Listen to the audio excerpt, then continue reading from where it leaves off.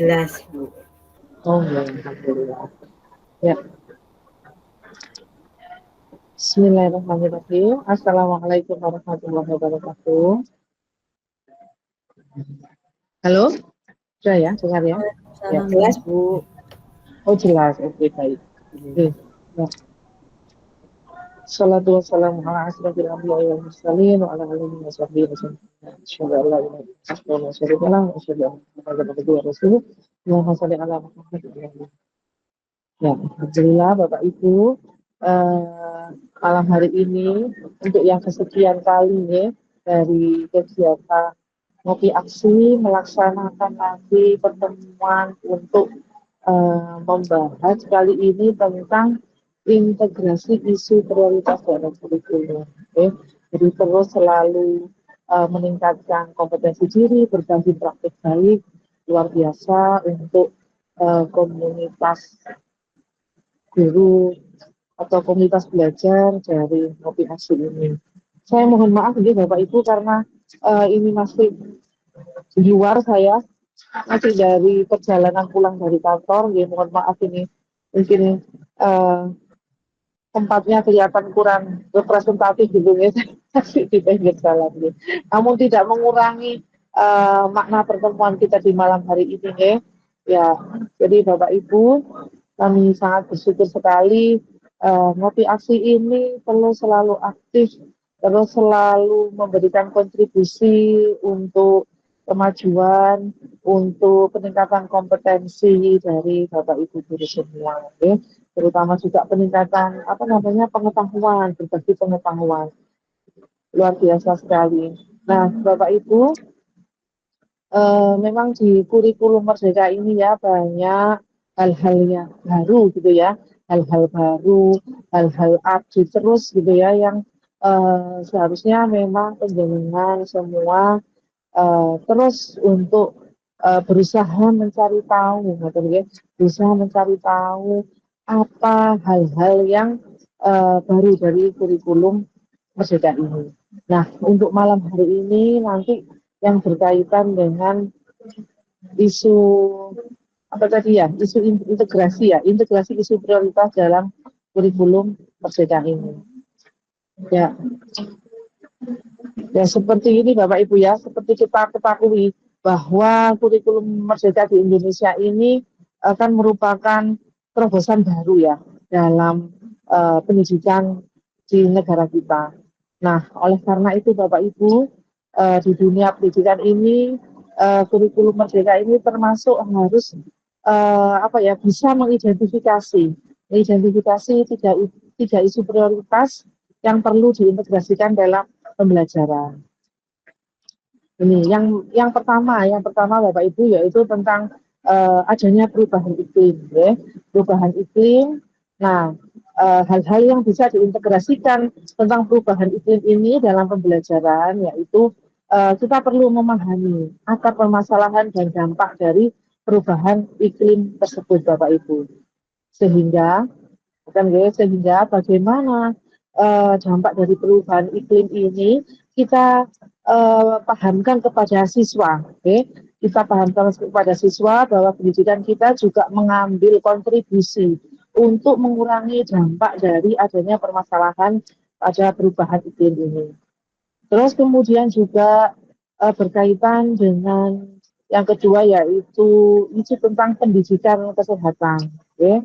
Jadi penting sekali Bapak Ibu untuk memberikan pemahaman kepada siswa tentang pentingnya baik itu kesehatan fisik, kesehatan mental, maupun menumbuhkan kebiasaan hidup sehat Bapak Ibu. Okay? Serta yang perlu juga diketahui dari anak-anak, yaitu bagaimana sekarang mempelajari cara-cara penularan penyakit, karena kesehatan tersebut merupakan modal utama, modal utama dalam kehidupan kita, dalam kita menjalani kehidupan sehari-hari. Karena kalau kita tidak sehat baik secara fisik, mental, psikologi, gitu ya, itu tentu saja akan sangat berpengaruh ya dalam aktivitas kehidupan kita sehari-hari. Nah, terus kemudian Bapak Ibu, ada juga yang namanya sekarang isu isu yang sedang berkembang juga ini adalah literasi finansial. Nah, namanya literasi finansial ini adalah kita mengharapkan anak-anak untuk literate, ya, literate terhadap masalah keuangan. Ya. Artinya apa, Bapak Ibu? Artinya mungkin nggak, apakah anak-anak diajari cari uang gitu. Nah, mungkin tidak seperti itu, Bapak Ibu, ya, tidak semata-mata seperti itu. Namun yang penting adalah bagaimana membekali peserta didik dengan konsep dasar tentang keuangan, gitu ya, seperti misalnya menabung, berinvestasi, maupun mengelola keuangan secara bijak. Nah, apalagi Bapak Ibu, ini yang sangat penting sekali. Sekarang ini kan masalah yang lagi tren ini kan tentang pinjol, ya, pinjaman online. Nah, bagaimana hal tersebut itu dipahamkan ke anak-anak bahwa untuk menghindari apa namanya, pinjaman-pinjaman yang seperti itu. Dan dampaknya seperti apa? Dampaknya sekarang kan kita rasakan luar biasa sehingga banyak terjadi kejahatan-kejahatan yang berkaitan dengan masalah tentang ketidakmampuan seseorang itu dalam mengelola hal finansial. Itu Bapak Ibu, ya. Jadi saya harap nanti Ibu Dwi Setior ini juga, ya, namanya hampir sama dengan saya nih. Namanya Setiawati, sama dengan saya nih. dulu di CPPL Setiawati. Arya, Bu. Yes. Fasilitator Ya, kompol juga. ngaten nggih. Jadi matur nuwun sangat Ibu Dwi bisa mendampingi guru-guru yang tergabung dalam komunitas belajar di Ngopi Aksi ini untuk bisa menyampaikan tentang isu-isu penting tersebut, ya, isu-isu termasuk dijadikan isu prioritas yang diintegrasikan ke dalam pembelajaran. Ya, Semoga uh, apa namanya, materi yang akan diberikan oleh Bu Dwi ini bisa bermanfaat bagi Bapak Ibu semua dan nanti juga bisa diimplementasikan di saat pembelajaran.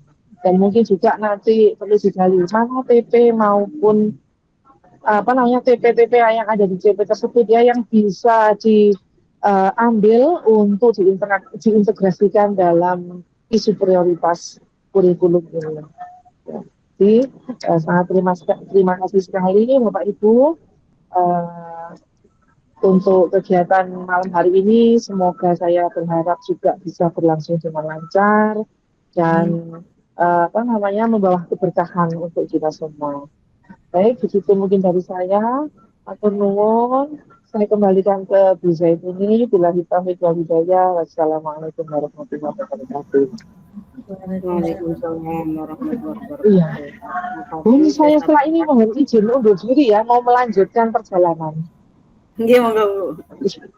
Oke, Matur nuwun Bu. oke. Baik, atur nuwun. Kalau itu nanti saya bikin rekamannya. Oke, Siap. baik. Siap Bu. Oke, ya. Matur nuwun, mohon undur Sami-sami. diri. Assalamualaikum warahmatullahi wabarakatuh. Waalaikumsalam warahmatullahi wabarakatuh. Baik, terima kasih saya sampaikan pada Ibu Setiorini. Semoga perjalanannya diberikan kelancaran karena masih di perjalanan pulang. Baik Bapak Ibu, selanjutnya adalah paparan materi yang akan disampaikan oleh narasumber kita, yaitu Ibu Dwi Setiawati. Sebelumnya saya ingin memperkenalkan dulu siapa sih Ibu Dwi Setiawati ini. Nah, beliau adalah guru penggerak Angkatan 5, NSB PB IKM Angkatan Pertama, Komite Pembelajaran PSP Angkatan 1, pengajar praktik Angkatan 10, penggerak komunitas belajar bergema guru gelombang 1, mentor GMT L1 dan L2, trainer UGM 2023, Microsoft Certified Educator, Google Certified Educator L1 dan L2, Wardah Inspiring Teacher 2023, dan penelaah aksi nyata PMM. Sungguh lengkap sekali, ya, kurikulum pengalamannya beliau luar biasa. Kepada Bu Dwi saya persilakan. Terima kasih Bu Zaituni. Itu proses, ya Bapak Ibu. Bapak Ibu juga bisa seperti itu, ya, dengan usaha dan upaya, kemudian berproses secara konsisten dan berkomitmen ya Bapak Ibu ya. Baik, terima kasih atas perkenalannya. Bu Dwi-nya belum kelihatan. Loh, saya kelihatan loh Bu. Jaringannya mungkin ya. Jaringan mungkin. Ini saya sudah on cam. Suara tapi terdengar kan ya Bapak Ibu ya? Jelas. Jelas, Bu. Tidak apa-apa, yang penting suaranya dulu. Benar. Baik Bapak Ibu, kita akan membahas terkait dengan integrasi isu prioritas dalam kurikulum ya Bapak Ibu. Ini merupakan hasil apa itu? Kemarin saya lokakarya di Jakarta bersama tim PMM. Itu Bapak Ibu ya. Jadi Bapak Ibu manfaatkan dengan betul-betul PMM yang kita pakai, karena PMM itu ibaratnya sebagai track digital kita Bapak Ibu ya. Bapak Ibu pasti kenal aplikasi online untuk kendaraan kan ya Bapak Ibu ya. Di situ Bapak Ibu ada rating untuk supirnya Bapak Ibu. Sekarang Bapak Ibu di rating juga di dalam PMM lewat kegiatannya manajemen talenta, di mana di manajemen talenta itu apa yang di rating terkait dengan RHK pengembangan kompetensi. Karena di RHK pengembangan kompetensi itu memang tidak dinilai oleh atasan, tetapi itu adalah jejak digital kita terkait dengan pengembangan diri. Itu bisa digunakan sebagai sumber data utama bagi tim untuk menunjuk Bapak Ibu ya. Jika Bapak Ibu memiliki kelebihan ya Bapak Ibu, misalnya di bidang kontributor perangkat ajar atau penelaah aksi nyata ataupun misalnya cerita praktik baik, Bapak Ibu bisa diundang di sana. Baik Bapak Ibu, itu perkenalannya, mohon nantinya Bapak Ibu juga bisa memanfaatkan PMM dengan semaksimal mungkin. Saya share screen dulu ya Bapak Ibu ya.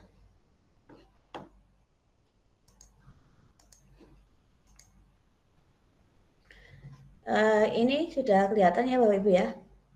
Mengulangi sedikit ya, bahwa kebijakan Kurmer yang terakhir itu adalah Permendikbudristek nomor 12 tahun 2024 ya Bapak Ibu ya. Nah, di sini tujuannya ingin apa sebenarnya? Ingin mewujudkan sekolah yang kita cita-citakan, yaitu murid yang berkompetensi ya dan berkarakter Pancasila Bapak Ibu ya. Di situ yang harus ada 3 itu apa? Pembelajaran berpusat pada murid. Nah, jadi kita orientasinya kepada murid Bapak Ibu. Kemudian yang kedua untuk pendidiknya itu adalah reflektif. Reflektif itu mengetahui kelebihan dan kekurangannya dan berusaha untuk memperbaiki diri. Kemudian gemar belajar, kemudian berbagi dan berkolaborasi. Nah ini ya, karena kalau kita itu reflektif, kita akan tahu apa kekurangan kita yang masih perlu diperbaiki. Kemudian yang ketiga adalah iklim sekolah aman dan inklusif yang merayakan kebinekaan. Nah, ini semuanya akan tercermin Bapak Ibu ketiga-tiganya ini dalam rapor pendidikan Bapak Ibu ya, serta didukung oleh kepemimpinan yang selalu berorientasi pada perbaikan pelayanan. Nah, ini Bapak Ibu ya. Untuk Kurmer, Bapak Ibu sudah tahu bahwa materinya adalah fleksibel dan esensial. Kemudian sebagai pelajar sepanjang hayat ya, pembelajar ya. Kemudian di sini ada apa saja di situ? Ada bantuannya kita dalam untuk mengukur kualitas pembelajaran dengan asesmen nasional, kemudian rapor pendidikan dan SPM ya Bapak Ibu dan akreditasi. Jadi Bapak Ibu kita lihat aja dulu ya. Jadi hampir 30-40% materi yang ada di Kurmer itu dikurangi Bapak Ibu ya. Jadi kita tidak fokus kepada banyaknya apa itu materi, tetapi terhadap yang relevan. Sekarang literasi, kemudian finansial, kemudian kesehatan, kemudian itu ya Bapak Ibu ya. Kemudian diusahakan bahwa kurikulum itu sifatnya fleksibel dan kontekstual, sesuai dengan budaya setempat. Jadi tiap kurikulum satuan pendidikan tidak akan ada yang sama Bapak Ibu, tergantung lokasi dari tempat Bapak Ibu mengajar. Kemudian fokusnya adalah pengembangan karakter, terutama di intrakurikuler, kemudian juga melalui kokurikuler P5 dan juga ekstrakurikuler. Nah ini Bapak Ibu ya. Kemudian ini nggak usah. Nah, CP-nya Bapak Ibu, kita ketahui bahwa CP-nya sudah ada yang terbaru, Permen BSKB nomor 032 tanggal 16 Juni ya Bapak Ibu ya kemarin ya, 11 Juni ya, 11 Juni. Jadi nanti kita akan berusaha membedah CP-nya dan ditambahkan dengan isu prioritas pendidikan tadi nanti. Nah, jadi Bapak Ibu bisa menyusun integrasi antara CP yang isinya nanti di breakdown menjadi TP dan diintegrasikan dengan isu prioritas. Kemudian Bapak Ibu untuk P5 Bapak Ibu ya. P5-nya itu kemarin juga ada yang terbaru di situ dimensinya berdasarkan dari Puskurjan nomor 031 juga sama juga tanggal 11 Juni ya Bapak Ibu ya di situ. Nah, yang berbeda ini Bapak Ibu ya. Di sini kita wajib memberikan layanan individual Bapak Ibu kalau di SD, SMP, SMA untuk siswa yang CIBI Bapak Ibu. Kalau dulu namanya ada akselerasi, ada satu kelas ya Bapak Ibu. Kalau sekarang kita layanannya adalah individual karena minat dan bakat murid itu berbeda-beda, tidak mungkin walaupun sama-sama cerdasnya memiliki kemampuan yang sama. Kemudian untuk yang SD ada tambahan bahwa bahasa Inggris menjadi mata pelajaran wajib ya Bapak Ibu ya. Di fase B Bapak Ibu ya. Ada yang tanya di fase A ada apa enggak? Enggak ada Bapak Ibu. Mulai di fase B ya, kelas 3. Kemudian ini sampai dengan masa transisi. Jadi sekarang ini masih belum sifatnya wajib Bapak Ibu. Kalau di sekolahnya sudah ada guru bahasa Inggris bisa dimanfaatkan. Kalau misalnya belum, mulai istilahnya bisa melakukan apa ya? Kalau misalnya tidak boleh rekrutmen, memperdalam kompetensi guru yang sudah ada itu dengan kemampuan bahasa Inggris. Dengan cara misalnya Bapak Ibu bisa mengikuti PMM yang itu ada ya bahasa Inggris untuk guru kelas Bapak Ibu silakan dibuka ya ada. Kemudian P5 untuk sekolah tertentu ya. Ini ada sekolah khusus olahraga atau seni. P5-nya dikhususkan sesuai dengan jenis sekolahnya itu Bapak Ibu ya. Kemudian untuk sejarah dan bahasa Inggris ditambahi 1 jam. Nah ini Bapak Ibu ya. Kemudian nanti untuk Diksus, nanti ini penambahan seluruh kurikulum, nanti kurikulumnya yang untuk Dikmensus itu insya Allah akhir Juli atau awal Agustus ada perubahan Bapak Ibu, jadi ditunggu saja. Yang baru turun ini kan masih yang Dikdas dan Dikmen yang untuk kurikulumnya yang berubah, yang Diksus ada sendiri. Kemudian untuk sekarang, kalau dulu kita mengenal KOSP, sekarang yang pertama adalah KSP Bapak Ibu, Kurikulum Satuan Pendidikan. Kemudian yang ekskul Bapak Ibu ya, sesuai dengan ketersediaan sumber daya.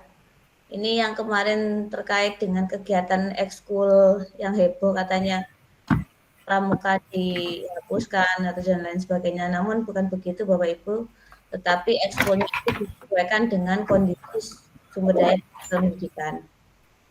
Kemudian ini tanggung jawabnya satuan pendidikan Bapak Ibu ya.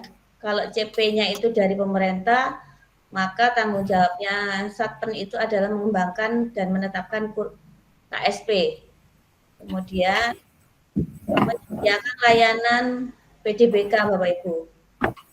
Nah, walaupun umum juga sama. Kemudian melakukan refleksi evaluasi perbaikan implementasi ini melalui kegiatan perencanaan berbasis data, Bapak Ibu.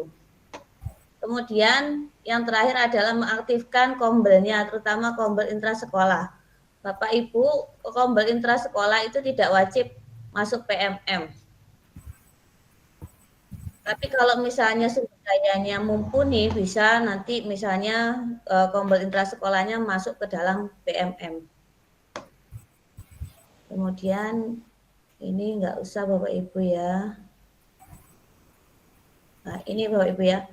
Untuk mendukung Kurmer Bapak Ibu, di sini yang ada itu adalah PMM Bapak Ibu. PMM itu sarana yang paling lengkap Bapak Ibu ya, terkait literasi, numerasi, kemudian perundungan dan lain sebagainya, itu semuanya ada di dalam PMM.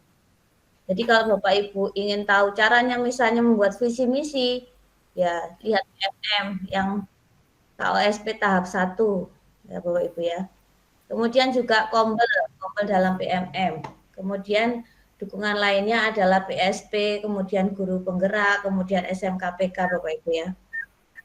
Nah, ini. Kemudian ada awan penggerak untuk daerah khusus, kemudian juga buku bacaan berbuku.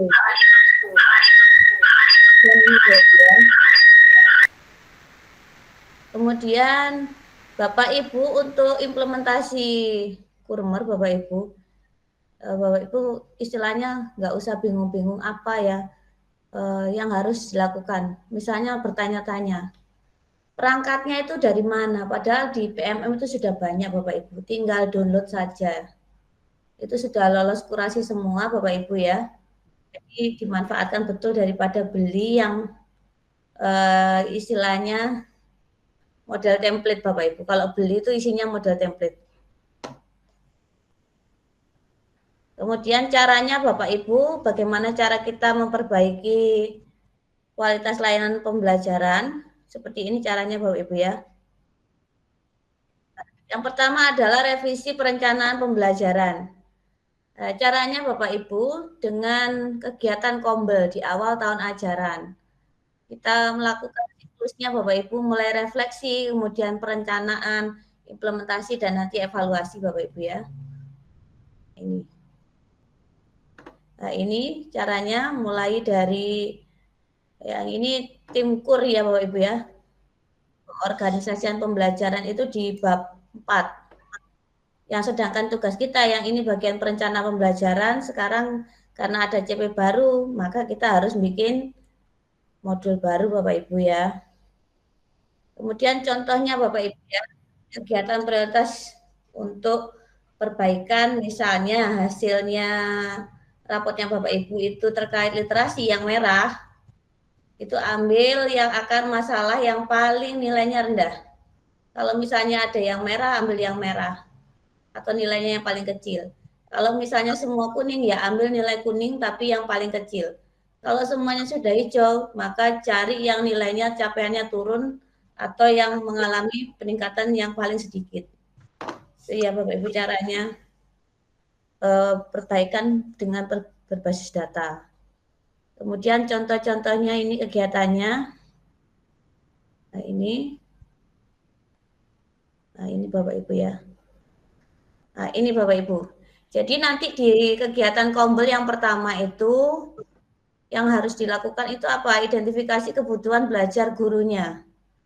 Nah, Bapak Ibu kan sudah melakukan kinerja selama 1 semester ya. Dari situ kan apa yang masih kurang itu ya, terkait itu dikumpulkan. Misalnya terkait kualitas pembelajaran. Nah, ini. Nah, kalau kualitas pembelajaran apa yang perlu ditingkatkan? Nah, itu kita identifikasi yang kedua, sumber belajarnya. Bisa pelatihan, bisa kombel, bisa webinar, dan lain sebagainya Bapak Ibu ya. Jadi misalnya kalau ingin tidak berbayar ya pakai PMM.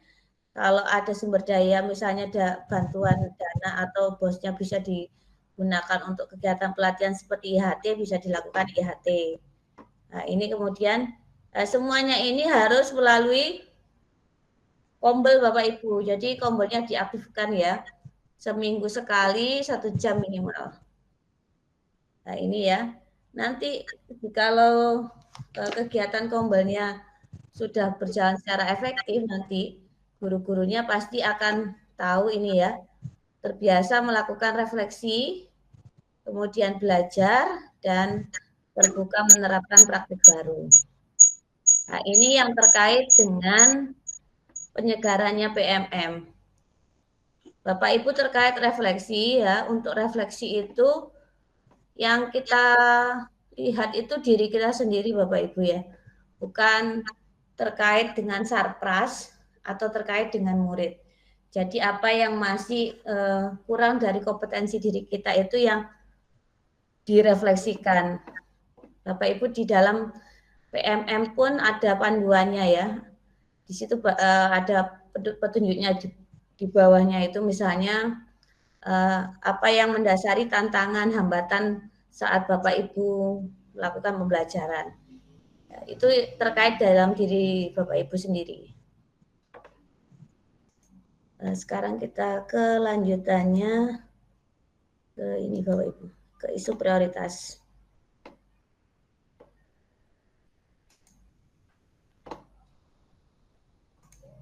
Bentar.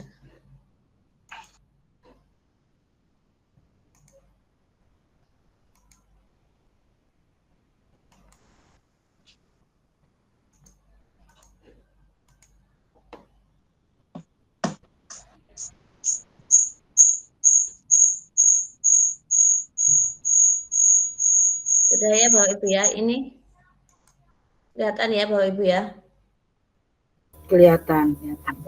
Jadi Bapak Ibu, isu prioritas di sini yang tadi sudah dikupas sedikit ya oleh Bu Setior ini, betul sekali bahwa kita itu ada 3 hal yang besar ketika kita ada di zaman ini Bapak Ibu ya. Terkait yang pertama itu adalah perubahan iklim. Ini sangat isunya sangat mengglobal Bapak Ibu ya. Kemudian terkait kesehatan dan finansial. Ini Bapak Ibu, kemudian karena tidak bisa dimasukkan ke dalam capaian pembelajaran, maka harus diintegrasikan dan diterapkan di lintas MAPEL atau di kokurikuler maupun ekskul dan budaya sekolah. Di sini Bapak Ibu ya. Yang pertama Bapak Ibu ya, nanti isu prioritasnya itu bisa dimasukkan ke dalam CP, ke dalam TP yang relevan Bapak Ibu, tidak semuanya bisa dimasukkan memang, tapi kita harus mikir yang mana yang bisa dimasukkan Bapak Ibu. Nah, nanti kita akan belajar di situ. Kemudian kalau yang kokurikuler terkait dengan P5, kemudian yang ekskulnya yang relevan ya dengan isu prioritasnya. Kemudian dan juga terkait budaya sekolah. Isu prioritas yang pertama adalah terkait dengan perubahan iklim Bapak Ibu. Di sini Bapak Ibu, kalau dulu mungkin istilahnya kita ada Adiwiyata, kemudian ada gerakan GSPBLH ya Bapak Ibu ya. Itu merupakan juga integrasi pendidikan yang membuat kita aware terhadap perubahan iklim. Jadi sebetulnya sama Bapak Ibu ya. Namanya aja sekarang yang dimasukkan seperti ini. Perubahan iklim. Ini bisa Bapak Ibu masukkan ke dalam kurikulumnya Adiwiyata, juga bisa ke dalam ekskulnya misalnya ada yang gerakan siswa peduli lingkungan dan lain sebagainya. Di sini Bapak Ibu tujuannya pendidikan perubahan iklim itu apa Bapak Ibu? Tujuannya itu adalah mengembangkan kemampuan peserta didik untuk memecahkan permasalahan terkait dengan lingkungan Bapak Ibu. Jadi berpikir ala-ala saintis bahwa apa yang kita lakukan terhadap lingkungan itu memberikan dampak. Dampaknya walaupun kecil itu tapi kita berdampak. Kemudian yang kedua memberikan sense of wonder, sikapnya itu terkait manusia yang sadar ekosistem ya dan tahu peran dirinya di dalam ekosistem dan lingkungan. Jadi ini kalau di profil pelajar Pancasila itu ada di akhlak kepada alam Bapak Ibu ya. Kemudian tahapannya pendidikan perubahan iklim, Bapak Ibu, ini ada 3 fase Bapak Ibu ya. Yang pertama adalah memahami isu perubahan iklim. Nah, Bapak Ibu ya. Di sini tahu terkait isu-isu perubahan iklim dan keterhubungannya dengan ekonomi, sosial, dan kesejahteraan ya Bapak Ibu ya.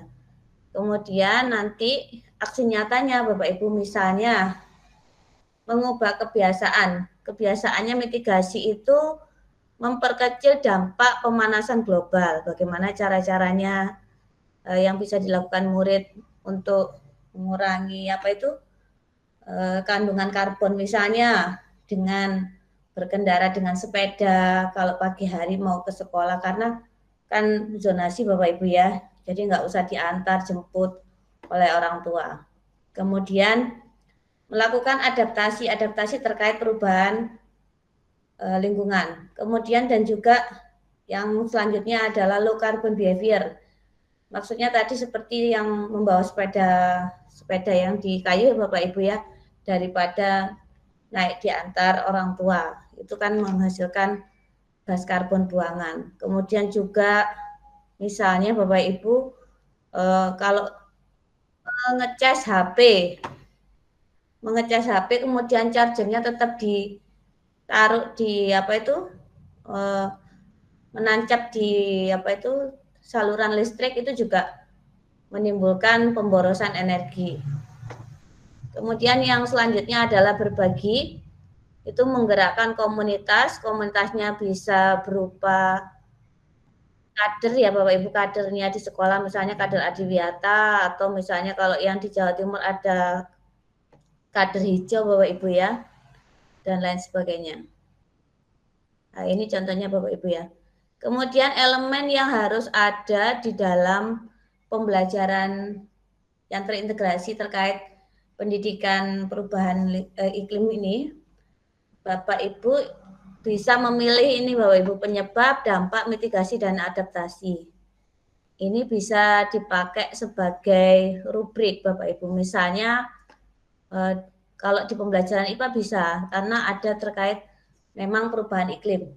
Jadi murid bisa menyebutkan penyebab pemanasan global apa saja. Kemudian bisa menyebutkan dampak pemanasan global apa saja. Itu Bapak Ibu ya. Jadi ini dikaitkan dengan modulnya. Nanti ada modulnya, contohnya Bapak Ibu. Kemudian yang selanjutnya Bapak Ibu adalah terkait pendidikan kesehatan. Di sini kenapa kok kita ini bisa diintegrasikan sekarang? Kalau dulu namanya sekolah sehat Bapak Ibu ya. Kalau sekarang namanya GSS, Gerakan Sekolah Sehat. Namanya hampir sama sebetulnya. Dan di sini tujuannya pendidikan kesehatan adalah mengambil keputusan terkait kesehatan untuk diri dan lingkungan.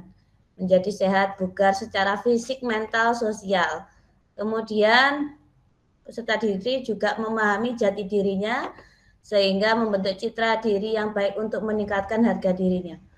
Bapak Ibu, yang ini yang paling krusial Bapak Ibu ya. Kalau misalnya kita murid-murid sekarang itu kalau di depan sekolahnya biasanya banyak sekali minuman-minuman ya Bapak Ibu ya.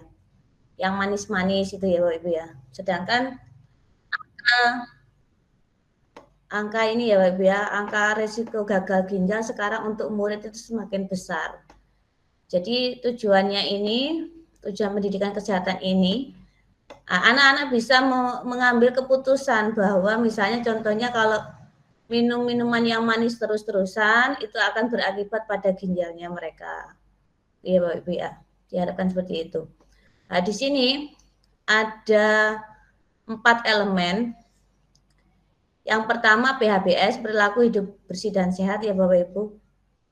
Mulai cuci tangan, kemudian tablet tambah darah dan lain sebagainya ya, itu di situ. Kemudian kesejahteraan mental, well-being-nya Bapak Ibu. Ini terkait dengan psikologi ya, PSE Bapak Ibu. Karena anak sekarang itu rapuh Bapak Ibu ya, istilahnya generasi, ada yang bilang generasi stroberi, ada yang bilang generasi kristal.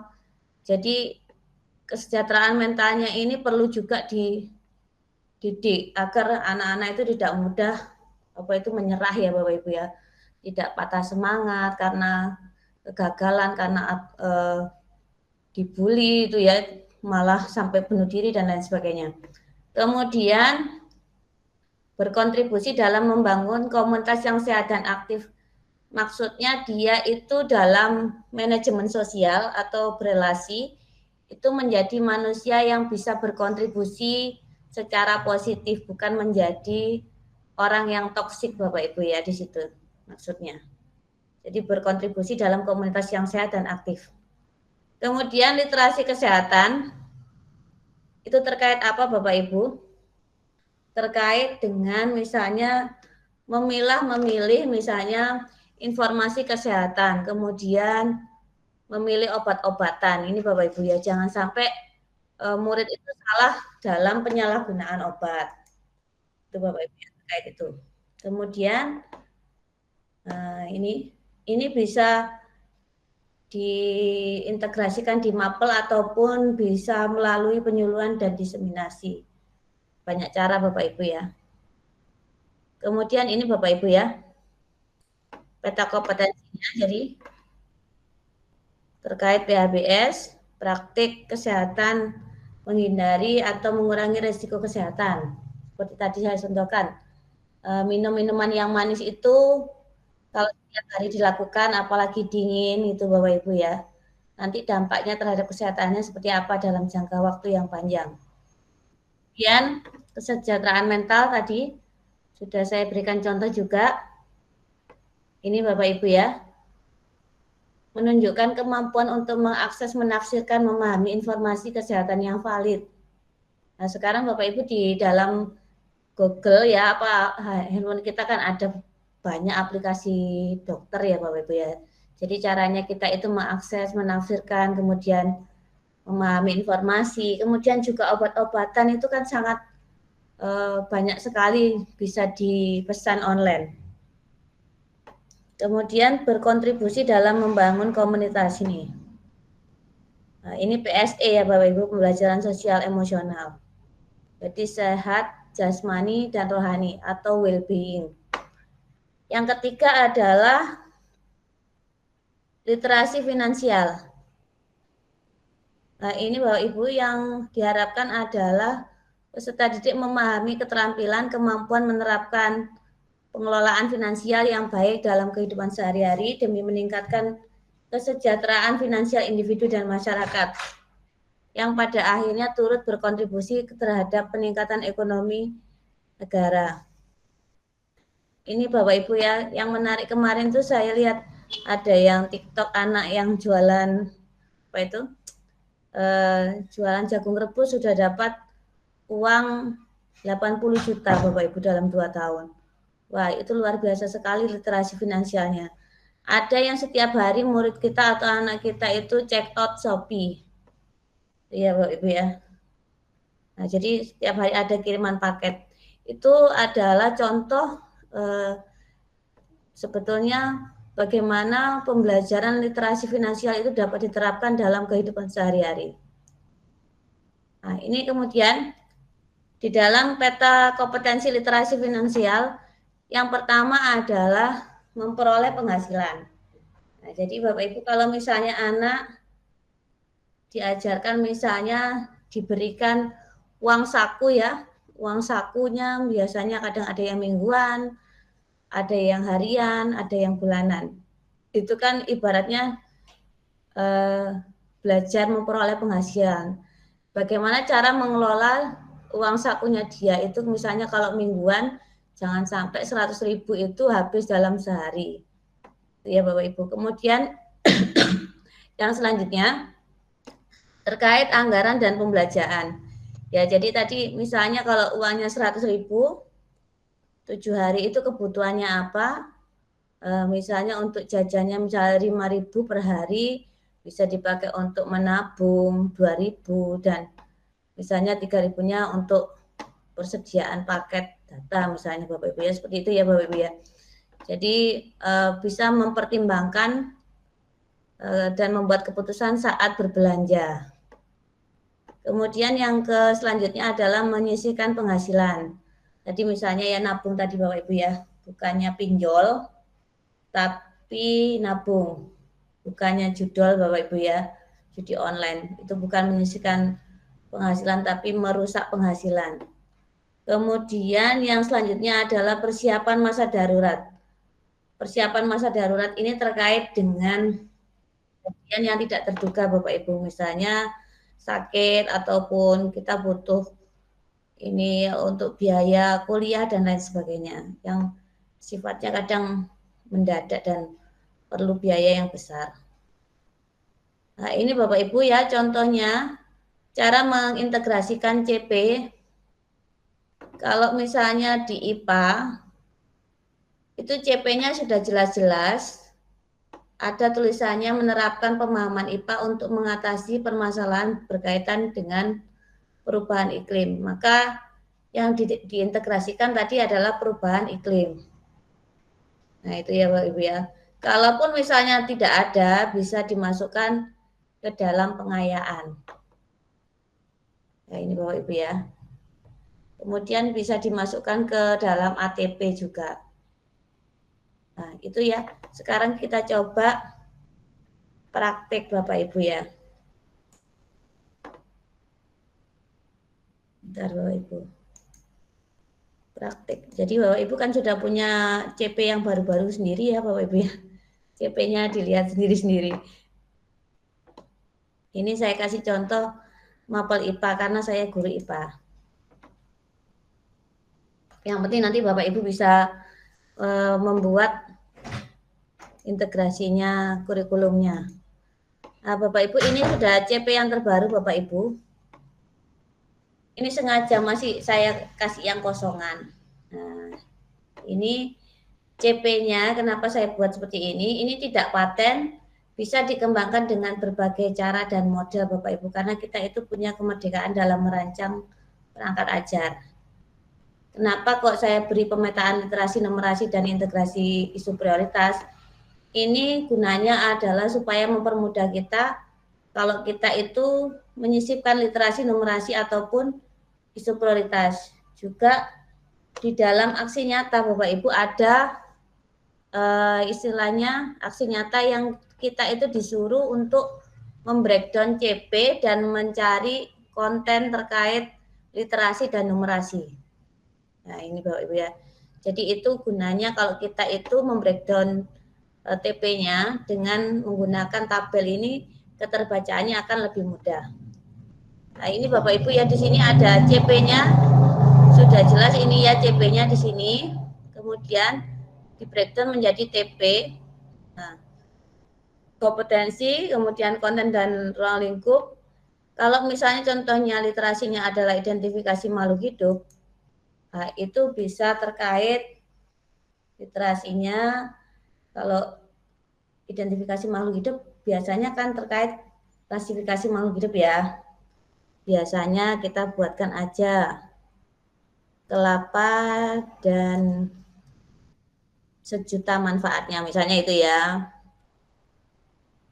Bapak itu sejuta manfaatnya. Ya, padahal nggak sampai segitu. Biasanya kan konten di dalam apa itu? Di dalam bacaan artikel-artikel biasanya kan gini, Bapak. Cari misalnya. Di dalam kelapa itu misalnya kan nanti bisa dikaitkan nama ilmiah, kemudian kegunaannya dan lain sebagainya. Literasinya itu. Kemudian numerasinya bagaimana Bapak Ibu? Kalau kita bicara misalnya kalau kunci determinasi, ya terkait membuat kunci determinasi.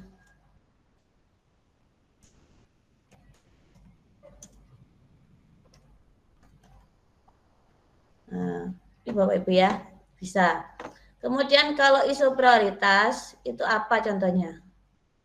Kalau kita bicara tentang tanaman, fungsinya kelapa itu ditaruh ada di dalam, di sekitar pantai itu tujuannya untuk apa? Nah, itu berarti kan untuk menahan ombak, kemudian juga itu ada kemudian vegetasi pinggir pantai Bapak Ibu ya. Nah, itu kalau misalnya terkait dengan hal itu apa isu prioritasnya berarti terkait ikan perubahan iklim.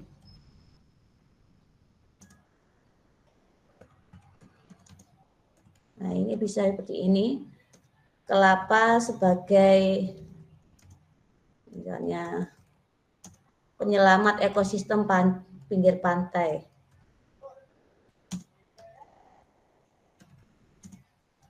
Nah, ini kita cari bacaannya nanti Bapak Ibu ya.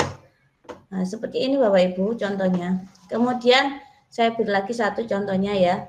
Kalau kita belajar tentang sifat dan karakteristik zat, wujud zat itu ada padat, cair, gas, literasinya kira-kira apa? Bisa kita carikan air dan sifat istimewanya. Nah, cari istimewanya ya Bapak Ibu. Nah, ini kita cari bacaannya. Ini kan saya kan ngarang Bapak Ibu ya.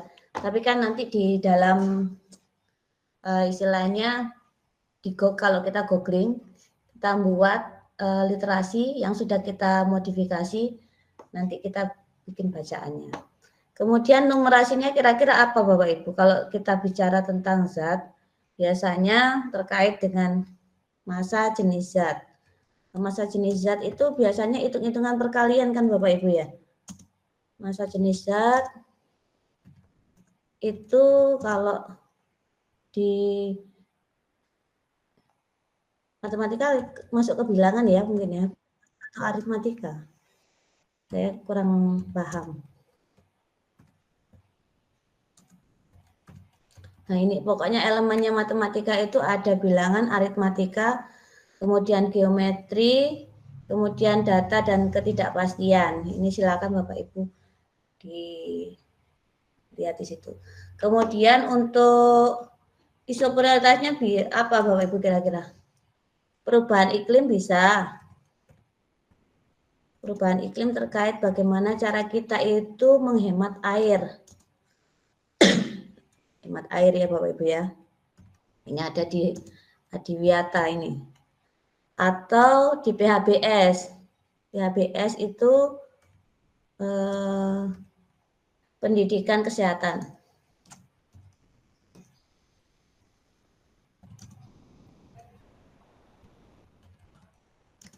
Ini terkait apa misalnya?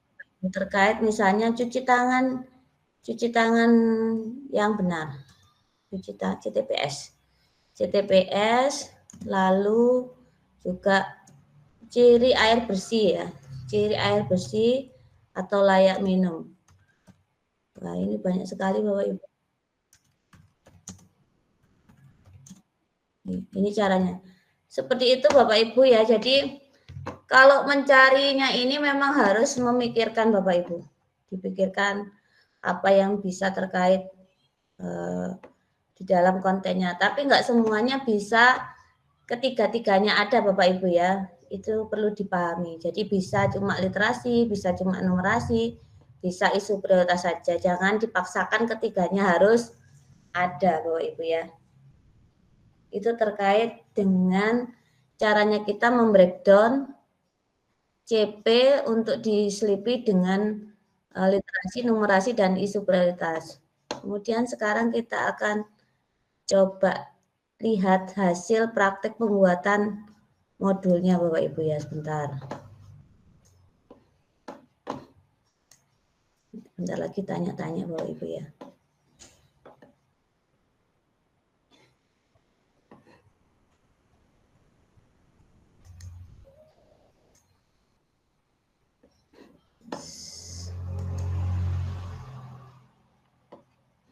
Mohon maaf kalau jam segini itu yang memakai internet Bapak Ibu.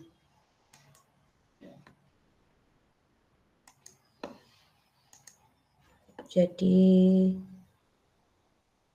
ini agak lemot. Nah, ini sudah bisa dilihat Bapak Ibu ya, prakteknya numerasi. Ini ya tadi. Ini elemen pemahaman. Nah, ini Bapak Ibu ya contohnya. Nah, sekarang kita lihat ya.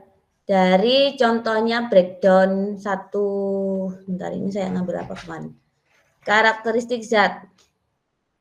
terkait dengan air Bapak Ibu ya. Ini di sini TP-nya adalah peserta didik memahami proses identifikasi sifat dan karakteristik zat. Kompetensinya itu memahami, kemudian kontennya atau lingkup materinya identifikasi dan karakteristik zat ya Bapak Ibu ya. Nah ini konten literasinya bisa terkait bacaan sifat air, kemudian konten numerasi itu massa jenis volume zat, jadi terkait bilangan dan juga geometri. Nah ini tadi ya. Sudah. Kemudian setelah itu caranya kita membuat modul ajarnya. Ini enggak modul ajar, ini yang kasaran ya Bapak Ibu. Bentar lagi kita lihat modul ajar yang sesuai perangkat PMM yang sudah saya juga tulis. Tujuan pembelajarannya ini harusnya ditambahi misalnya dengan tepat atau yang lain ya Bapak Ibu ya. Jadi ada audience, behavior, kemudian condition dan degree. Kalau kita di awal pembelajaran perlu adanya asesmen awal buat soal PG terkait dengan kemampuan atau pengetahuan kompetensi peserta didik terkait jenis zat dan sifat-sifatnya ini. Jadi asesmen awal. Kalau misalnya materinya baru.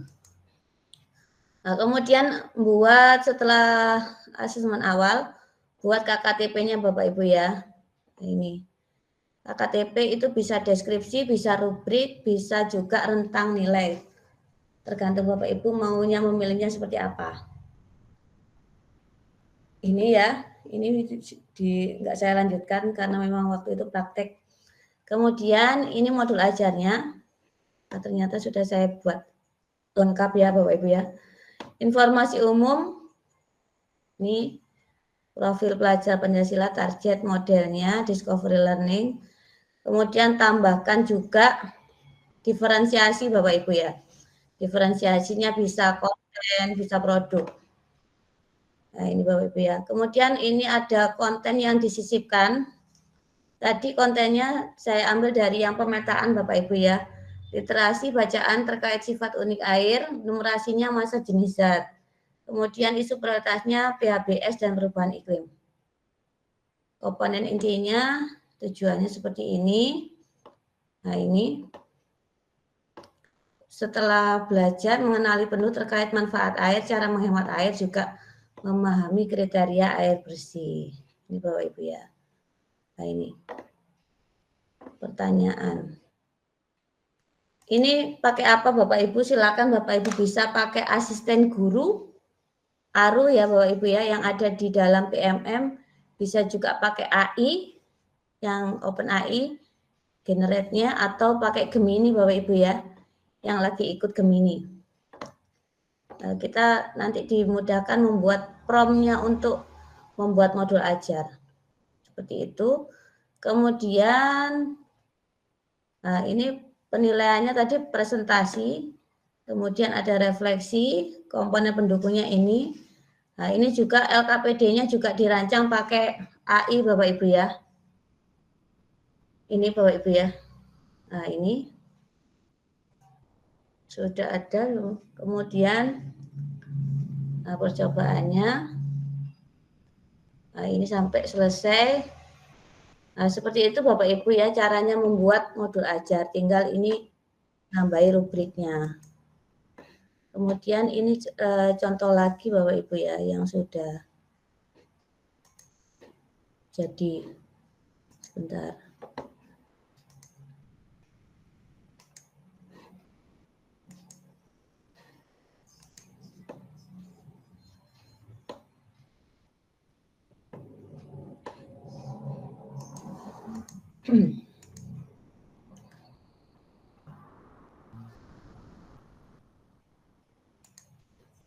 Nah ini Bapak Ibu ya contohnya modul ajar. Kalau ini foto-fotonya foto pribadi Bapak Ibu, jadi nggak saya tuliskan sumbernya. Ini saya biasa suka foto-foto, jadi hasilnya fotonya foto dokumentasi diri sendiri dari pribadi ya.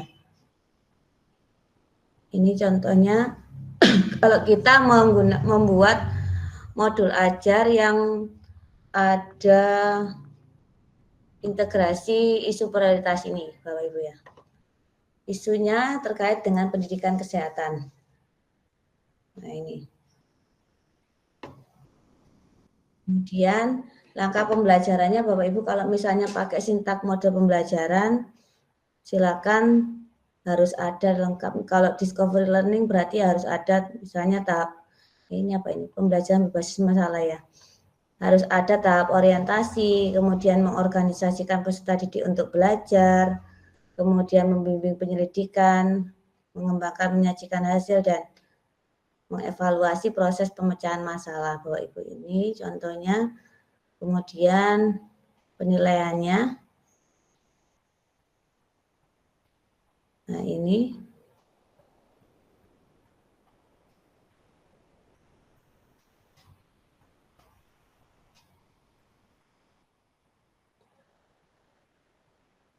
LKPD-nya Bapak Ibu.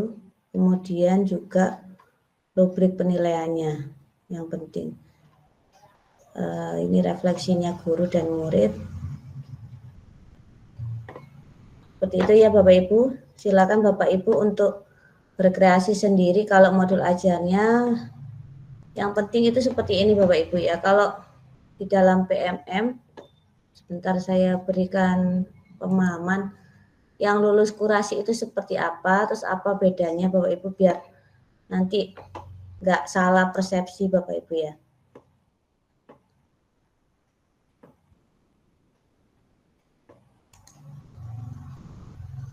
Sebetulnya yang oleh-olehnya banyak Bapak Ibu. Membuat perangkat ajar yang kurasi PMM juga ada sendiri kalau misalnya diperlukan webinar atau workshop bisa. Nah, ini Bapak Ibu contohnya kalau kita misalnya cari modul ajar, misalnya cari mata pelajaran IPA ya Bapak Ibu ya. Bapak Ibu ya, diperhatikan kalau ada tulisannya lulus kurasi seperti ini, berarti modul ajar ini penulisnya sudah di BIMTEK oleh biasanya direktorat ataupun dari tim PMM langsung. Sehingga ini lulus kurasi. Terus Bapak Ibu cari yang paling baru Bapak Ibu ya. Ini ya. Jadi usahakan kalau mencari apa itu perangkat ajar cari yang baru. Ini terakhir diunggah 2024, berarti kan baru Bapak Ibu ya. Ini seperti itu ya Bapak Ibu ya. Ini lulus kurasi. Kalau seperti ini boleh mencantumkan logonya kementerian dan juga mencantumkan logonya PMM. Ini ya Bapak Ibu, yang seperti ini. Yang lulus kurasi ini. Kalau yang seperti ini sebentar ya. Yang lain yang bedanya kalau yang satunya adalah lulus kurasi oleh penelaah kontributor perangkat ajar. Seperti ini Bapak Ibu ya. Tidak ada tanda centang hijau, tapi ini sudah valid ya Bapak Ibu perangkat ajarnya. Ini seperti ini. Ini juga sebenarnya setara dengan ini. Cuma yang ini Bapak Ibu, yang di bawah ini tidak boleh mencantumkan logonya kementerian. Dan juga tidak boleh mencantumkan logonya PMM. Ini Bapak Ibu ya. Yang boleh dicantumkan itu logonya apa? Normalnya bisa Merdeka Belajar ataupun kurikulum Merdeka. Itu ya Bapak Ibu ya. Kemudian logonya Satuan Pendidikan tidak usah, karena di sini di dalam biodatanya Pak, misalnya Pak Sulastriana ini di profilnya kelihatan dia dari sekolah mana. Itu ya Bapak Ibu ya. Itu terkait kalau membedakan yang mana apa itu modul yang lulus kurasi dari tim PMM langsung ya atau dari direktorat seperti ini. Kalau yang ini oleh penelaah perangkat ajar. Ini materi beda Bapak Ibu kalau misalnya mau belajar. Itu saja Bapak Ibu terkait caranya kita mengintegrasikan isu pluralitas ke dalam mata pelajaran ya, intrakurikuler. Kalau misalnya ke kurikuler, misalnya Bapak Ibu yang terkait dengan perubahan iklim berarti gaya hidup berkelanjutan. Kalau terkait dengan kesehatan mental, bangunlah jiwa dan raganya. Itu Bapak Ibu ya. Kalau terkait misalnya anggaran, misalnya terkait dengan kewirausahaan, jadi bisa dimasukkan ke dalam kokurikuler juga. Monggo Bapak Ibu kalau misalnya ada pertanyaan silakan bertanya sekarang. Bu Zai, saya kembalikan ke Bu Zai. Baik.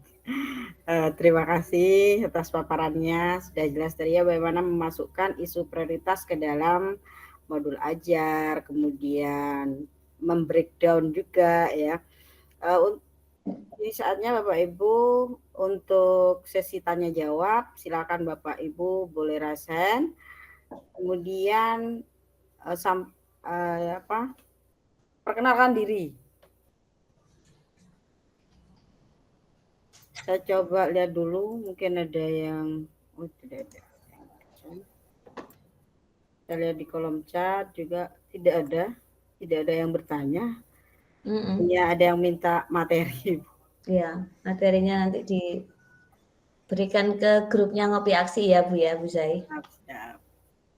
Oh Bapak Ibu, ini untuk jenjang SMP ya Bu? Iya. Kalau SD bagaimana? Bisa, kita bedah juga. Tergantung permintaan dah ya. Monggo Bu, coba diulik sedikit aja Bu. Kalau yang untuk SD, sebentar ya Bapak Ibu ya. Saya coba carikan dulu.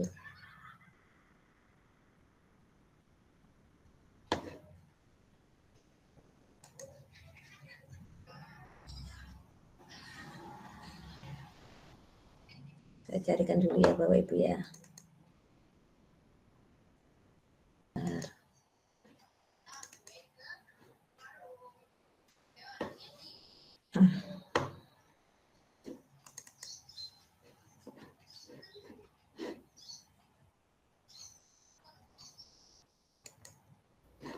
Oh ini Bu dari Bu Rukia. Ya. Bagaimana, apa syarat modul ajar agar lulus kurasi? Itu nanti kita buat sendiri ya Bu Zai. Buat webinar lagi yang itu ya, perangkat ajar lolos kurasi dah. Oh iya. Soalnya itu bahasnya nanti juga sama, agak lama kalau misalnya sekarang. Ada syaratnya Bapak Ibu ya. Yang pertama itu dari segi tampilan fisiknya ya. Yang kedua bebas konten keamanan yang terkait SARA. Itu ya. Kemudian ada bebas plagiasinya. Itu 3 saja ya yang secara umum. Itu kalau dikupas ya 1 kali webinar Bapak Ibu. Baik, ini ada pertanyaan satu lagi Bu. Dari Pak Suharyono. Monggo silakan Pak. Monggo. Oke, terima kasih. Off-cam ya, sinyalnya agak kurang enak. Iya, nggak apa-apa Pak. Oke, terima kasih Bu Zaituni, Bu Dwi. Assalamualaikum warahmatullahi wabarakatuh. Waalaikumsalam warahmatullahi wabarakatuh. Terima kasih luar biasa paparannya. Terus materinya sepertinya baru bagi saya. Baik itu berkenaan dengan konten ataupun dari format-format yang disediakan yang barusan sudah dijelaskan oleh Bu Dwi. Ini saya sebagai pengawas, kalau menurut saya hal ini jika dilakukan oleh guru, hal itu luar biasa. Akan tetapi si guru ini kalau ditanyai tentang perangkat lah katakan seperti ini yang diharapkan dapat bisa atau bisa menjawab. Itu yang saya harapkan seperti itu. Kalau kita bandingkan dengan yang kemarin-kemarin, pastinya sudah masuk apa itu yang namanya literasi dan numerasi. Serta sekarang ada hal yang baru yang merupakan prioritas atau itu yang berkenaan dengan iklim, terus literasi finansial sepertinya, terus kesehatan. Ya, kesehatan, yang berhubungan dengan gerakan sekolah sehat seperti ini. Ini luar biasa sepertinya.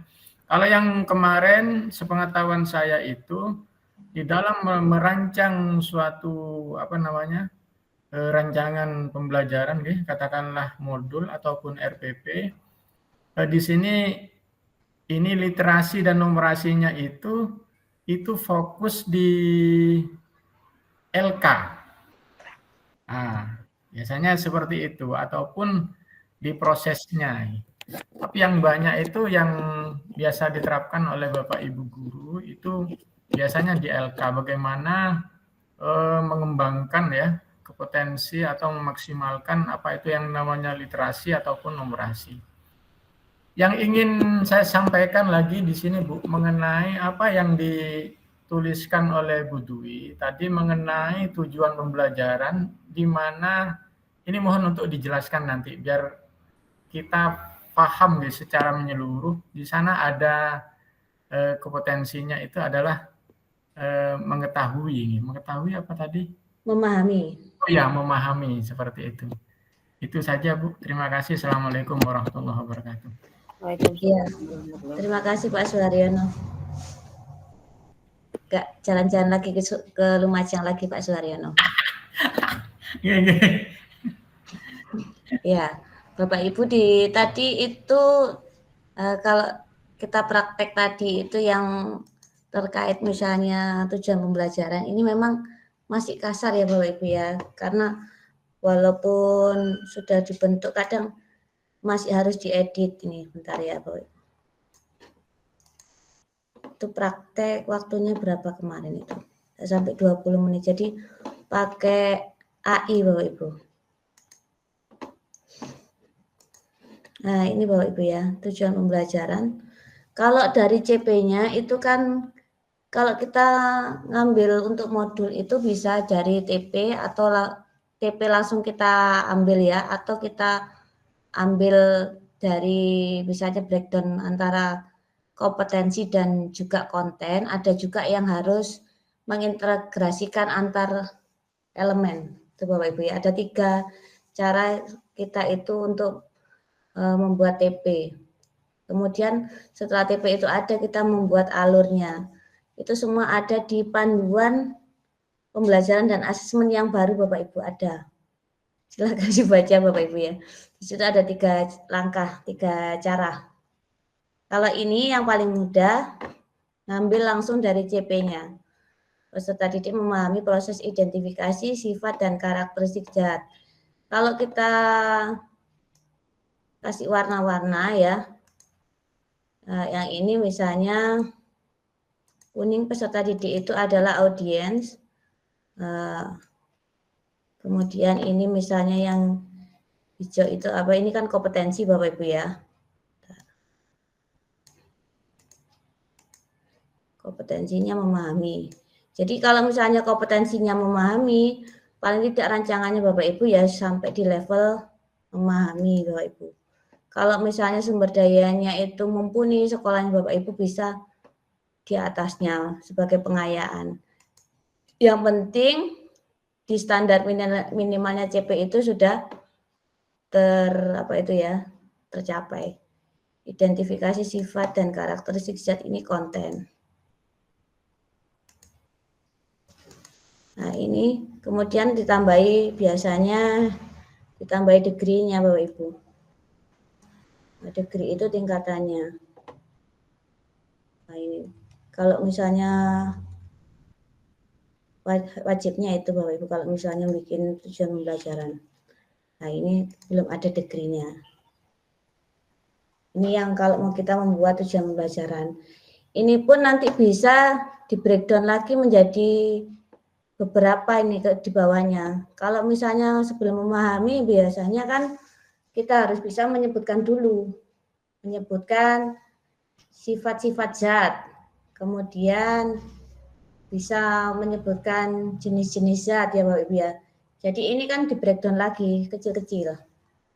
Nah ya, ini seperti itu. Jadi supaya bisa sampai memahami apa saja tahapan yang harus dilalui oleh peserta didik itu harus diketahui. Ini misalnya satunya misalnya saya tulis ya, menyebutkan jenis zat. Kemudian menyebutkan ciri-ciri zat.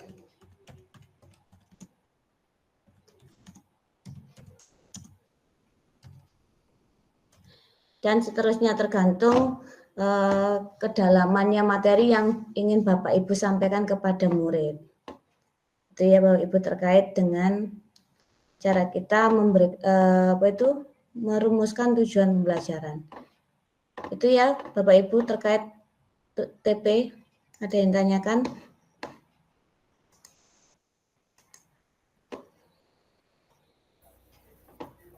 Gimana Pak Suharyono? Jawabannya Bu Dwi. Oh, jawabannya luar biasa nih. Terima kasih Bu Dwi. Yang kami harapkan memang jawabannya seperti yang disampaikan oleh Bu Dwi. Meskipun di PPA yang baru ini, yang 2024 ini, ada suatu kontradiksi ya. Di mana betul yang disampaikan oleh Bu Dwi tadi bahwa kalau menurut taksonomi Bloom dan Anderson itu bahwa memahami itu ada di level 2 seperti itu.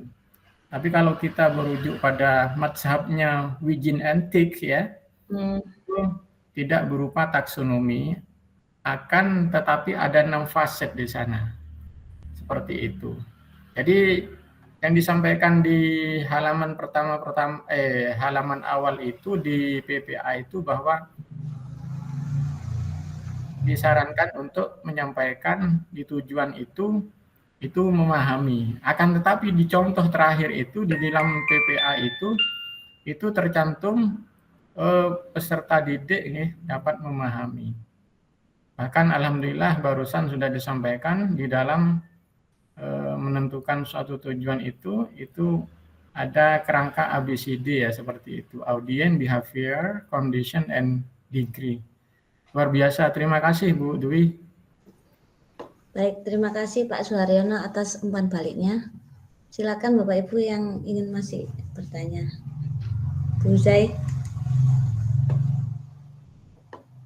Ya, monggo Bapak Ibu yang masih ingin bertanya.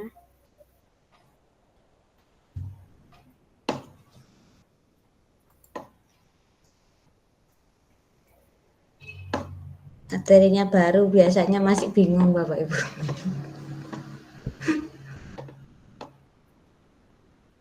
Caranya cari numerasi bagaimana Bapak Ibu? Kalau ingin belajar numerasi, ini Bapak Ibu ya caranya. Ini. Kita kembali ke PMM. Nah, ini memang kita itu dituntut untuk mau belajar mandiri Bapak Ibu ya. Nah, ini kalau numerasi itu isinya apa saja? Kita lihat di asesmen murid. Cari AKM.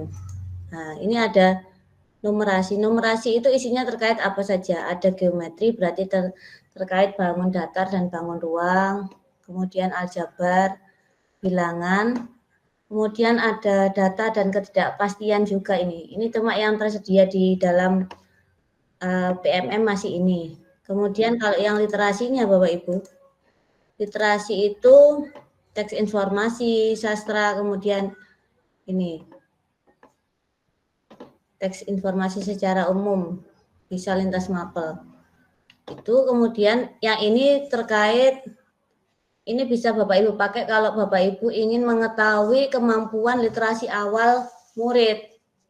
Sekarang tinggal nyari aja Bapak Ibu ada di jenjang yang mana. Kalau ingin memetakan kemampuan literasi Bapak Ibu, ini saatnya yang tepat di awal pembelajaran ini. Kalau ingin mengetahui kompetensi kemampuan berhitungnya anak-anak, pakai yang numerasi. Kemudian bagaimana dengan kompetensi gurunya? Kompetensi gurunya silakan bisa lihat di sini Bapak Ibu. Bisa di topiknya numerasi. Nah, ini ada numerasi. Ini numerasinya untuk yang ini untuk guru matematika. Memang membuat ATP. Kemudian ada numerasi cakap dan mahir ya. Jadi Bapak Ibu usahakan kalau belajar seperti ini urut dari yang tahap berkembang Bapak Ibu. Jangan langsung ngambil yang cakap dan mahir, tapi mulai dari bawah dulu. Dari yang berkembang, kemudian layak, baru cakap dan mahir. semuanya ada di situ semua Bapak Ibu, jadi Bapak Ibu nggak usah bingung saya harus cari kemana, belajar dengan siapa. Seperti itu ya Bapak Ibu.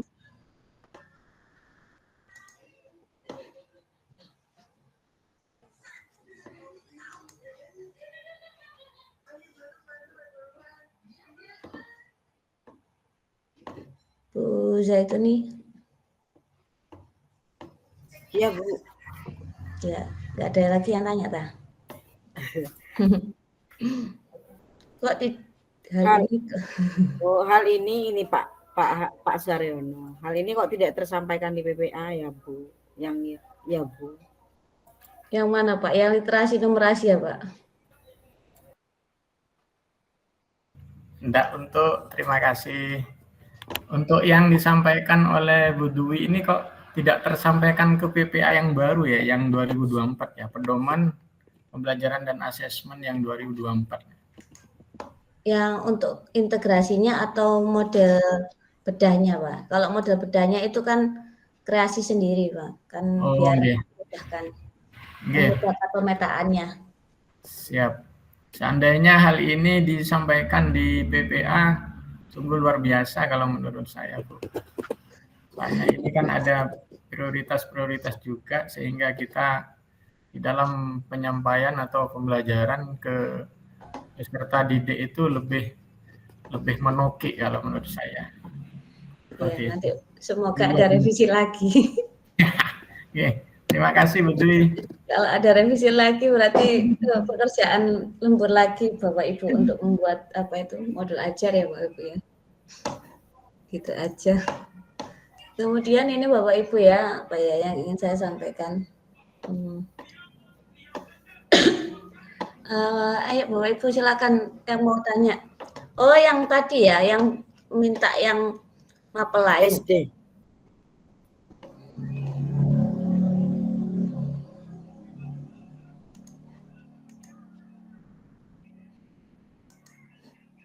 Nah, ini yang IPAS fase E Bapak Ibu ya. IPAS ini ada di konten numerasi. Ini contohnya ya, ke IPAS ini SMA sama SMK ya. Ini breakdown TP-nya sudah ada. Ini tidak saya kasih konten literasi, langsung ke numerasi ya. Ini terkait prediksi dan pengetahuan ilmiah.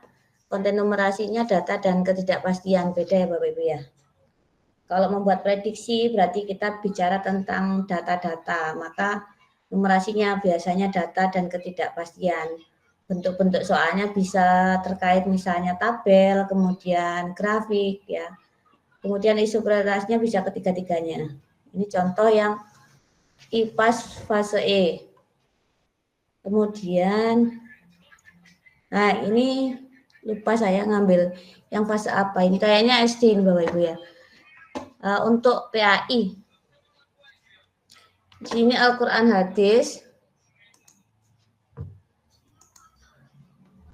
Contohnya, ini di sini CP-nya. Peserta didik memahami huruf hijaiyah berharokat, huruf hijaiyah bersambung, surat Al-Fatihah, beberapa surat pendek, dan hadis terkait kebersihan. Kompetensinya memahami kontennya ini banyak. Ada huruf hijaiyah berharokat, surat Al-Fatihah, surat pendek. Kalau misalnya ada tulisannya surat pendek, dipilihkan Bapak Ibu ya. Misalnya 3 surat atau berapa surat ya, tergantung juga waktunya yang tersedia Bapak Ibu ya. Kemudian ada hadis terkait dengan kebersihan. Kalau misalnya konten numerasinya itu tidak bisa ketemu, jangan dipaksa ketemu Bapak Ibu ya. Jangan dipaksa ketemu. Kalau misalnya tidak ketemu ya sudah, berarti tidak bisa dikaitkan dengan konten numerasi. Yang ada mungkin konten literasinya. Kemudian isu prioritasnya bisa terkait kesehatan mental Bapak Ibu ya. Nah, di sini misalnya terkait dengan ketuhanan.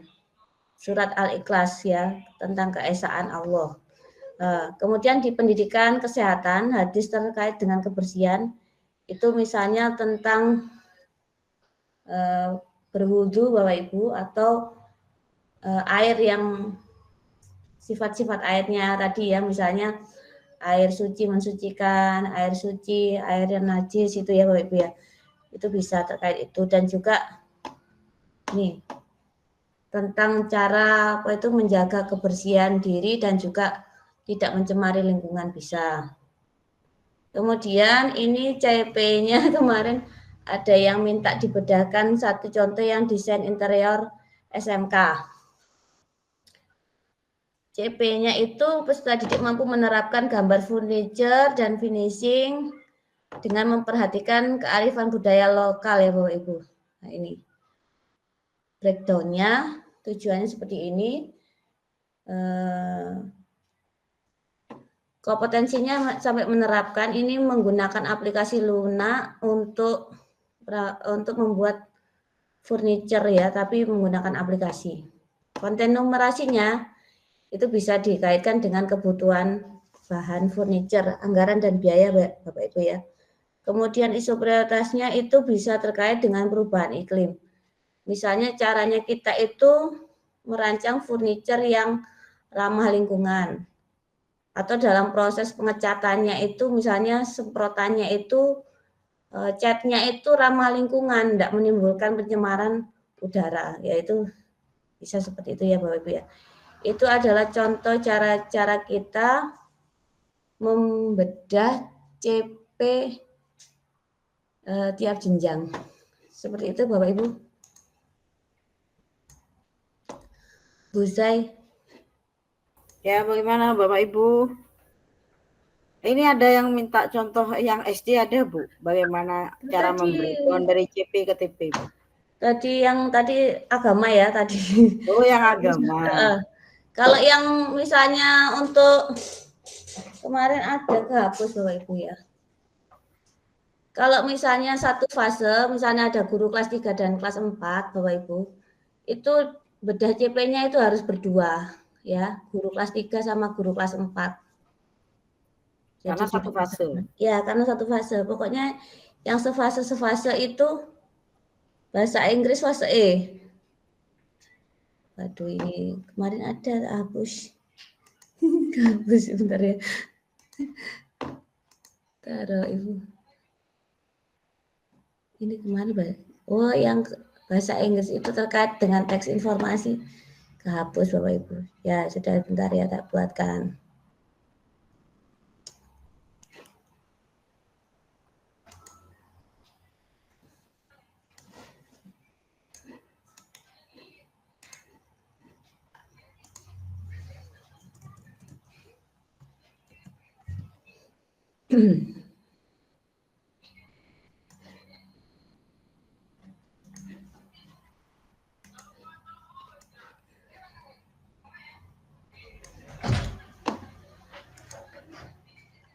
Apa? Bahasa Inggris.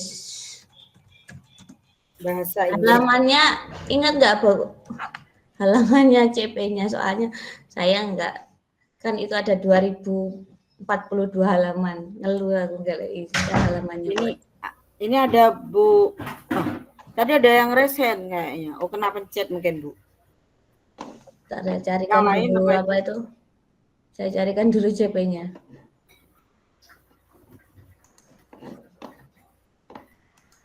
Oh, ini untuk PAUD. Ada yang minta PAUD Bu. PAUD. Dan rubrik kemampuan literasi dan numerasi. Adakah contohnya untuk PAUD dari TK Islamiyah? Kalau yang literasi numerasi yang untuk PAUD itu paling enggak Bapak Ibu lihat yang terdekat yang fase A aja. Nah ini ya, saya cari dulu Bapak Ibu ya. Materi workshop. Bentar.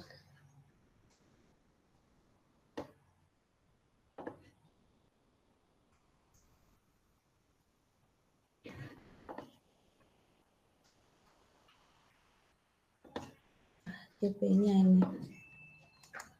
Kalau yang bahasa Inggris kemarin seperti ini Bapak Ibu ya. Kalau di bahasa Inggris dulu itu ada teksnya misalnya recon text, kemudian naratif text ya. tetapi sekarang itu lebih ke umum. Jadi information text.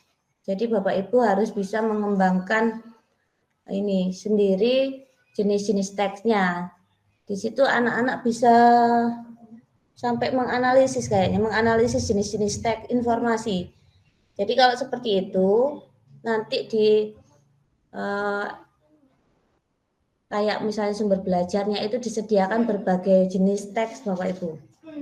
Berbagai jenis teks, nanti misalnya naratif teks, recon teks, kemudian descriptive teks, ikut ditaruh di situ, kemudian harus ada strukturnya yang biasa di dalam teksnya itu apa. Jadi anak-anak nanti akan membandingkan, misalnya tugasnya terkait apa ini, mampu membedakan teksnya yang diberikan kepada guru, yang diberikan oleh guru, misalnya ini termasuk teks apa, misalnya kenapa kok kamu menjawab seperti itu, bisa memberikan alasan, kemudian mengulas itu ya Bapak Ibu, berdasarkan contohnya sumber belajar dan juga dari LK-nya. Sama yang untuk SMP cuma tingkatannya lebih rendah.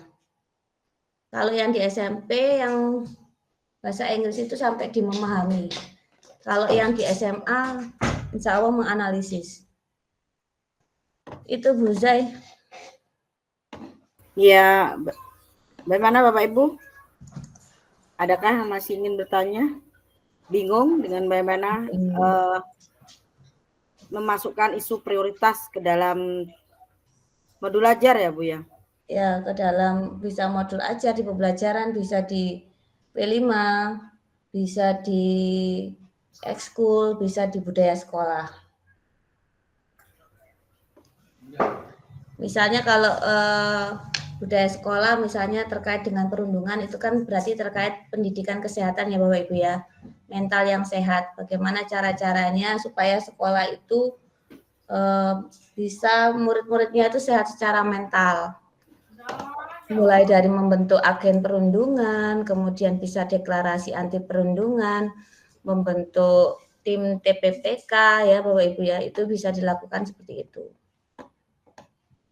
Banyak hal. Gitu ya Bu? Ya. Rupanya teman-teman paham semua nih Bu, kok tidak ada yang bertanya Bu. Masih bingung kayaknya. Bingung caranya mengintegrasikan di dalam yang mana yang pas. Atau iya benar. Nah itu ada yang masih bingung. Ya memang ini kita harus bisa melihat konten sama lingkup materinya yang mendekati atau yang bisa diintegrasikan dengan 3 hal itu. Dan tidak semuanya bisa Bapak Ibu ya. Jadi jangan dipaksakan bisa. Kan ada 4 jalan Bapak Ibu. Kalau nggak bisa di dalam pembelajaran, bisa dimasukkan ke dalam P5. Kalau nggak bisa di dalam P5, bisa di dalam ekskul. Kalau nggak bisa di ekskul, bisa dimasukkan ke dalam budaya sekolah.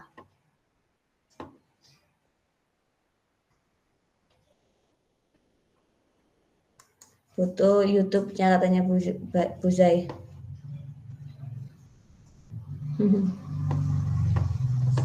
Iya, ini masih belum saya masukkan ke YouTube karena pakai akunnya LPT Bu. Nanti ditunggu rekamannya diupload ya Bapak Ibu ya.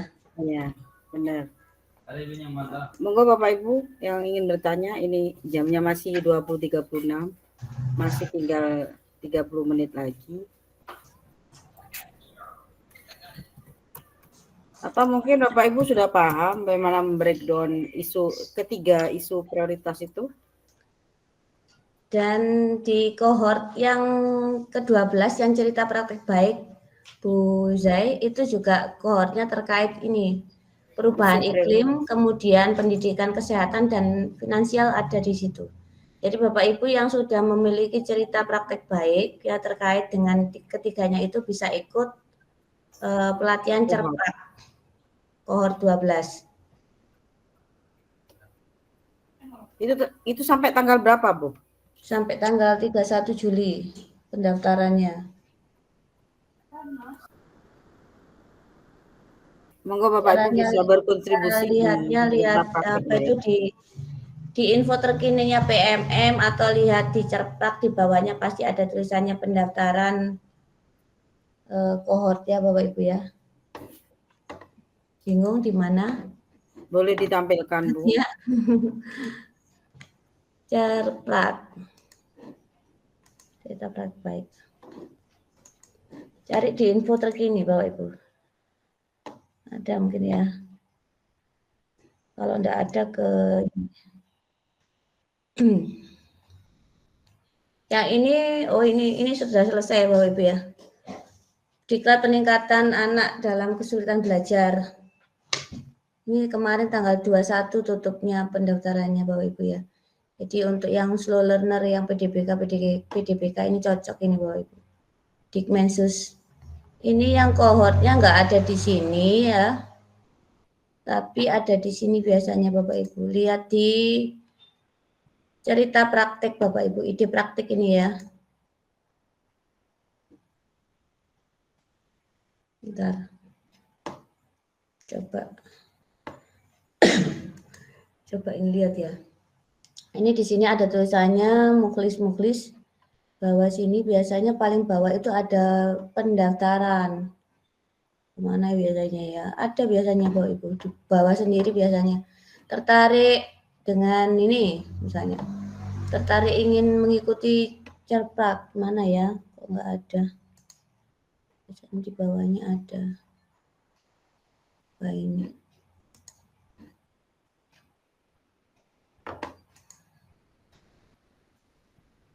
Wah, apakah dihapus? Dulu ada di bawahnya Bapak Ibu. Jadi kalau misalnya ingin menulis cerpak, silakan lihat ini. Nah, ini kan nggak ada. Cari yang lama-lama aja Bapak Ibu. Biasanya ada ini.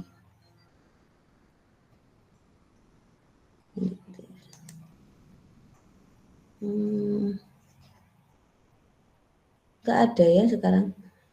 Ini penulisnya cerpak nilainya berapa poin ya kemarin? 12. Yang ini kuratornya. Kuratornya juga ada RHK-nya sendiri Bapak Ibu ya. Yang ini kurator itu kalau yang kontributor cerpak yang sudah berkali-kali biasanya dipanggil jadi kurator Bapak Ibu. Mana Bapak Ibu? Sudah dibagikan di grup ngopi aksi kayaknya kemarin seminggu yang lalu sama Bu Zaituni. Di mana Bu? Sudah ada yang bagikan Pak siapa yang di kombelnya pengurusnya kombelnya Bu Zaituni Pak siapa? Sudah pernah kok dibagikan di grupnya. Seminggu yang lalu kira-kira sudah dibagikan di grupnya ngopi aksi di pengumuman ada. Oh iya. Kontributornya apa itu cerpak. Coba Bapak Ibu nanti kalau misalnya ikut grupnya ngopi aksi di scroll kira-kira seminggu yang lalu sudah pernah dibagikan. Di situ ada info artikel terkini terkait pendaftaran kontributor cerita praktik baik.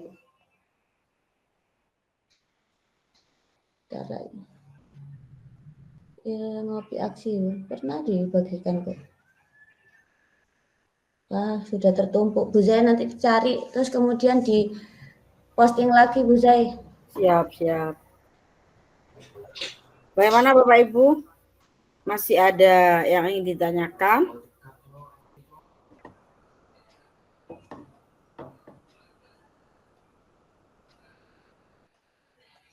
Sudah jelas kayaknya Bapak Ibu.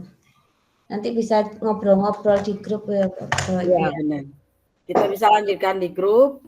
Bapak Ibu, dengan selesainya pemaparan materi dari tanya jawab ini, maka webinar integrasi isu prioritas dalam kurikulum kami tutup dan mengucapkan terima kasih yang sebesar-besarnya kepada narasumber kita dan seluruh peserta pada malam hari ini yang ikut berkontribusi, meramaikan, juga berbagi ilmu. Semoga ilmu dan pengetahuan yang diperoleh dari webinar ini dapat bermanfaat bagi kita semua.